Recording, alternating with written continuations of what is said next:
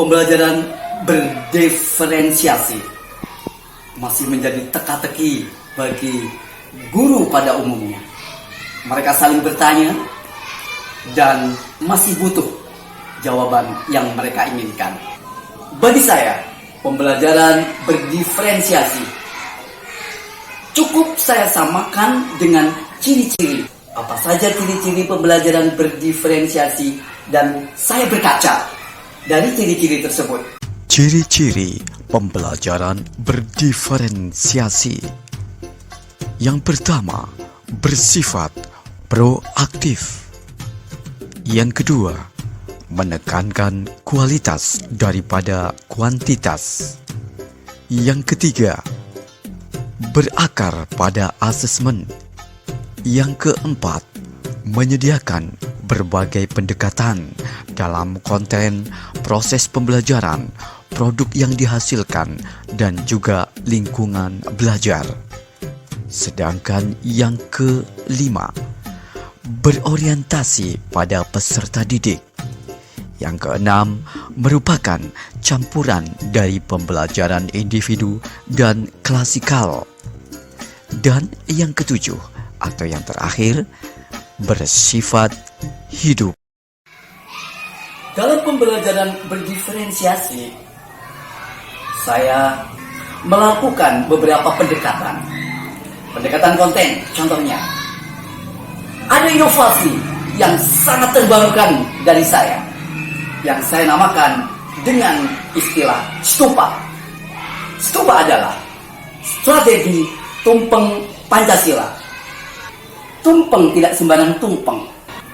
Ini merupakan tumpeng elektrik, dan sudah saya kemas menjadi sebuah buku yang di dalamnya menjelaskan tentang cara membuat media pembelajaran stupa. Tidak hanya satu pendekatan seharusnya yang kita lakukan. Pendekatan yang kedua melalui penciptaan aplikasi berbasis Android. Di dalamnya kaya dengan soal-soal yang berkaitan dengan Pancasila. Cara menggunakan stupa. Yang pertama, alangkah baiknya cek terlebih dahulu seberapa jauh seorang guru diterima oleh murid-muridnya. Lihatlah kedekatan yang ada. Yang kedua, bukalah pelajaran dengan penuh kegembiraan. 3. Menyanyikan lagu Garuda Pancasila bersama-sama. Yang keempat, menentukan 5 orang untuk maju mengelilingi stupa dengan cara diundi atau boleh dengan cara lainnya. Yang kelima, murid yang telah terpilih dan mengelilingi stupa hendaknya mengingat posisi di mana mereka berada. Apakah berada di nomor 1, 2, 3, 4, ataukah nomor 5? Masing-masing nomor melambangkan sila dari setiap sila dalam Pancasila. Apabila berada tepat di belakang nomor 1, berarti dia posisinya berada pada sila pertama. Demikian seterusnya. Yang keenam, setelah mereka siap dan telah mencoba masing-masing tombol yang ada di depan setiap nomor dan warna stupa yang ada, maka guru membuka aplikasi stupa yang sudah terinstal di HP Android. Yang ketujuh, pada saat guru membaca soal cerita mengenai butir-butir Pancasila dalam kehidupan sehari-hari, maka peserta permainan stupa mesti mendengarkannya dengan seksama. Apabila pembacaan soal cerita telah selesai dan cerita dimaksud memang dirasa merupakan menjadi haknya, maka peserta yang merasa itu adalah bagian dari haknya berkewajiban menekan tombol stupa. Sebagai contoh, pada hari Minggu pagi, Pak Ratno berencana mengadakan jalan-jalan keluar kota.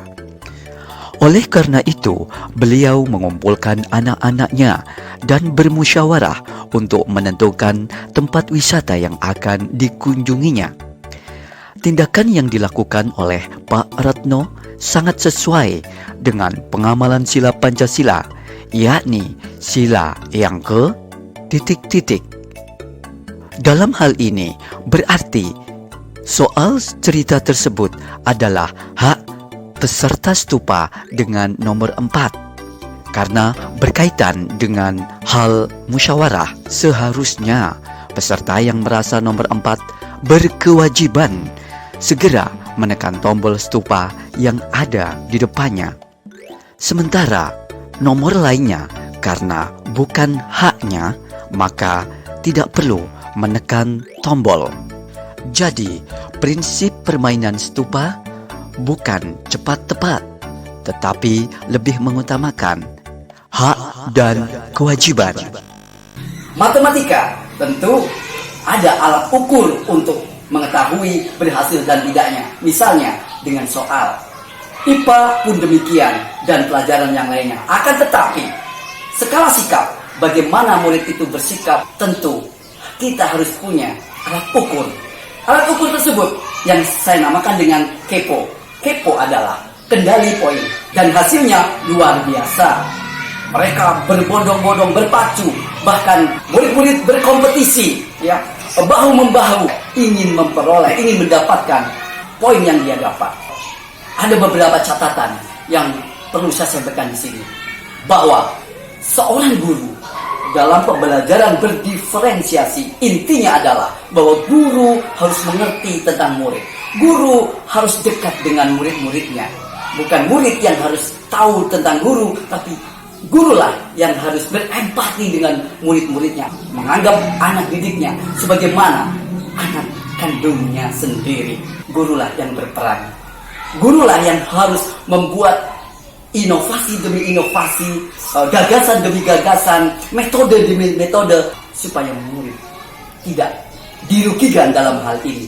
Ingat, guru adalah selebritis di depan murid-muridnya. Semoga sukses. Terima kasih.